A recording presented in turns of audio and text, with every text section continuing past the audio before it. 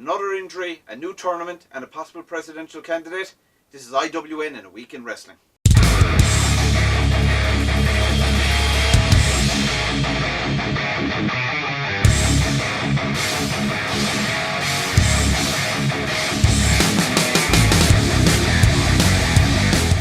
Hey folks, I'm your host Kevin O'Donoghue and welcome back to IWN's Week in Wrestling. So it looks like Injury Count 2017 continues.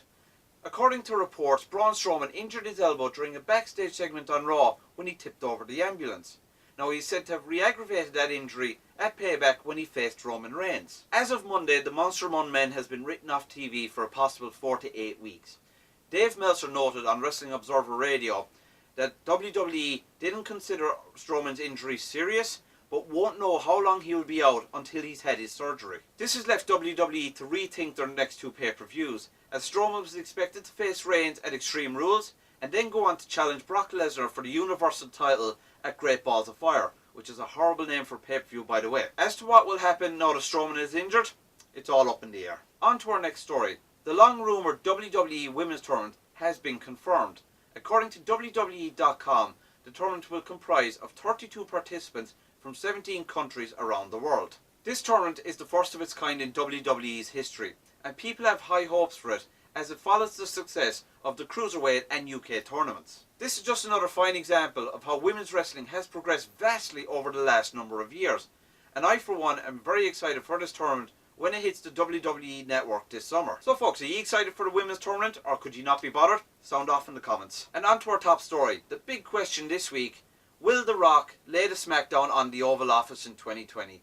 Yes folks, I'm talking about the possibility of Dwayne Johnson, aka The Rock, running for the office of president in 2020. This is something that folks have wondered for a while, and it has become more reality in the recent days. In an interview with GQ magazine, Dwayne Johnson was asked would he give up being the highest paid actor in the world to run for president, to which he answered without hesitation, "I think it's a real possibility." This wouldn't be the first time we've had movie stars or wrestlers in positions of power in the US government. Prime examples are former governors Jesse Ventura and Arnold Schwarzenegger, and former US President Ronald Reagan. Given his success in both WWE and Hollywood, it is clear that Dwayne Johnson has a good mind for business. He also has a clear temperament, and never mind the fact that the man oozes charisma.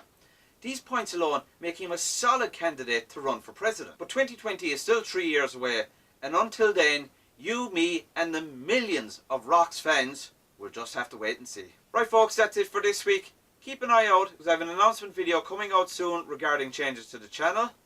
I've been your host Kevin O'Donoghue. As always, you can follow me on Twitter at Kevin O'Meester, and I'll see you next week. And until then, good luck.